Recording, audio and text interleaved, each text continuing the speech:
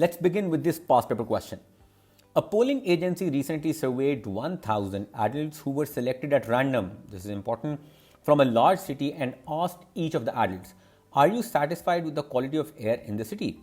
Of those surveyed, 78% responded that they were satisfied with the quality of air in the city. Based on the results of the survey, which of the following statements must be true? Okay, let's evaluate each of the statements. Of all adults in the city, these words are important when we talk about these questions.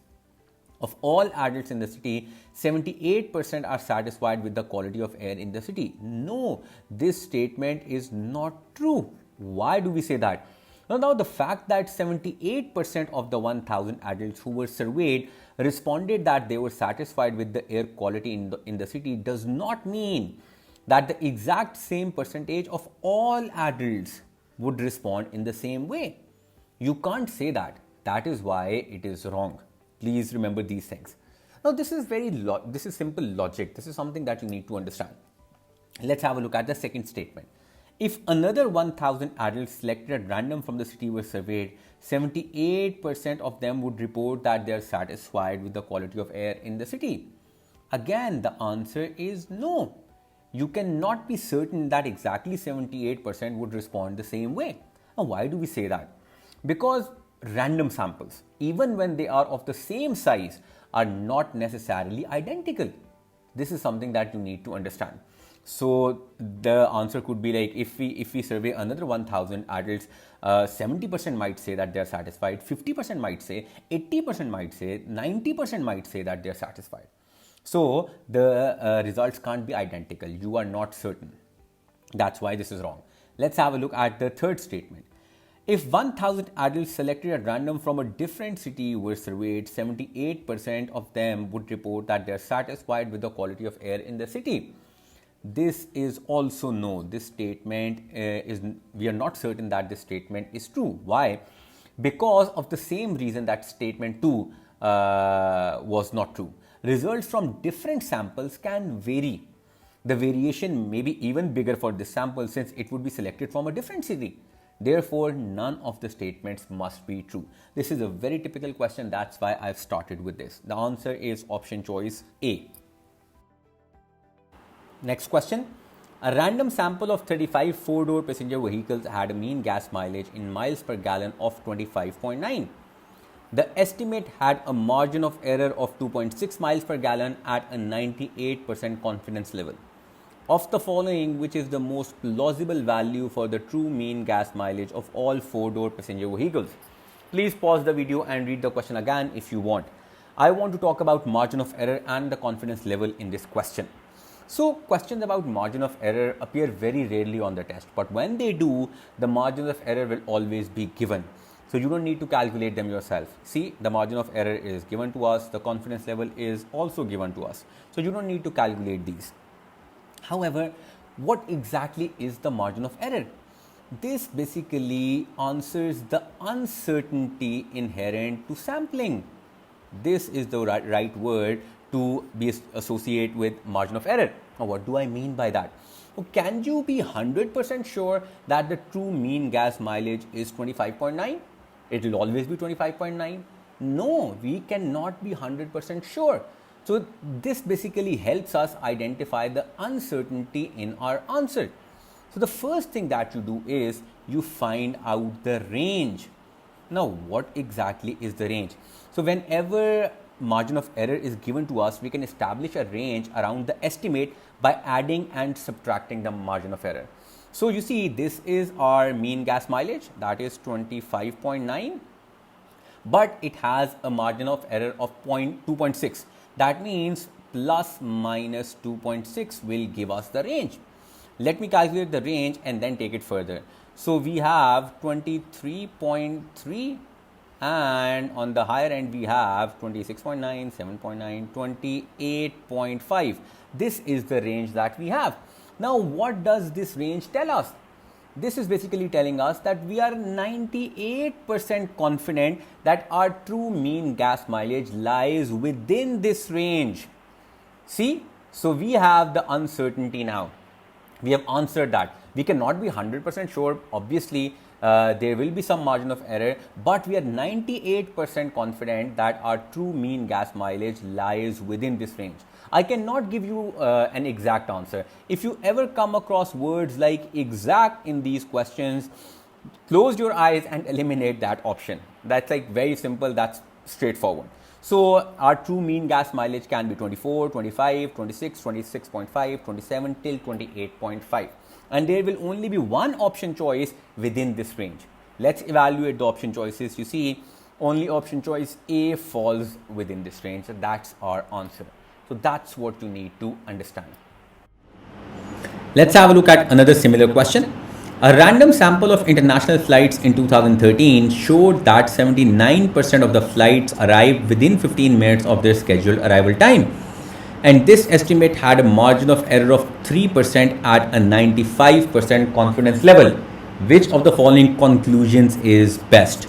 So the first thing that you do is take out the average. And how do we take out the average? We have our estimate plus minus margin of error.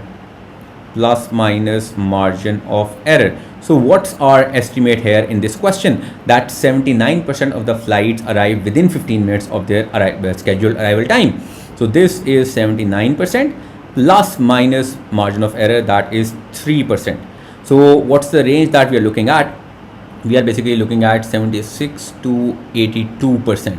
So what does that tell us? So we are basically stating that between 76 and 82% of the flights arrived within 15 minutes of their scheduled times. That's it. Now let's have a look at the option choices. Exactly, just stop here. If you ever come across these words in these kind of questions, the options are definitely wrong because we cannot be 100% sure. Between 76 and 82% arrive within 15 minutes of their scheduled times. This is exactly what we are saying. Option choice C is the answer. Let's evaluate this past paper question. A study was done on the weights of different types of fish in a pond. A random sample of fish were caught and marked in order to ensure that none were weighed more than once. The sample contained 150 largemouth bass, of which 30% weighed more than 2 pounds. Okay. Which of the following conclusions is best supported by the sample data? The majority of all fish in the pond. Please be very careful whenever you have these kind of words in these questions. All fish. Are we given data of all the fish in the pond? No. We just have data of 150 largemouth bass. So this is definitely incorrect.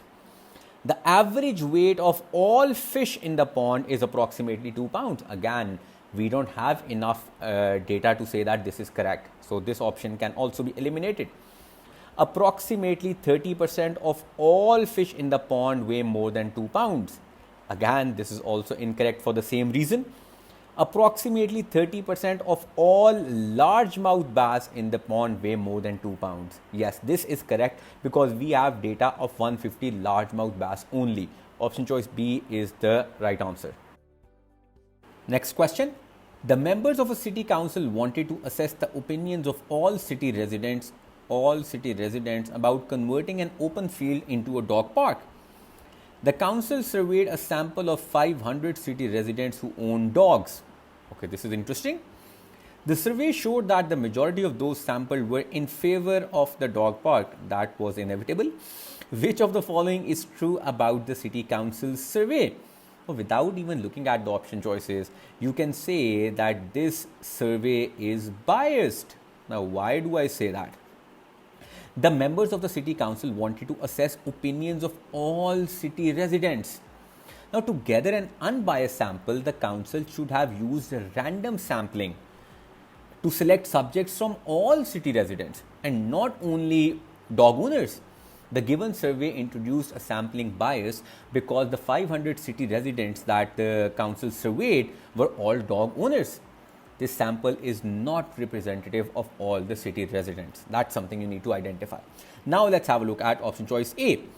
It shows that the majority of city residents are in favor of the dog park. This is completely wrong because when the sampling method isn't random, there is no guarantee that the survey results will be reliable. Hence, they cannot be generalized to the entire population. Let's look at option choice B. The survey sample should have included more residents who are dog owners. Completely wrong. It is wrong because a larger sample size would not correct the sampling bias. Let's have a look at option choice C. The survey sample should have consisted entirely of residents who do not own dogs. Again, this is also wrong because a survey sample of non-dog owners would likely have a biased opinion again. See? So it's the same thing that we are talking about. That leaves us with option choice D. The survey sample is biased because it is not representative of all city residents. This is exactly what we are saying. Next past paper question. At a large college, of the students working toward a degree in English, 250 were selected at random and asked how many books on average they read each month.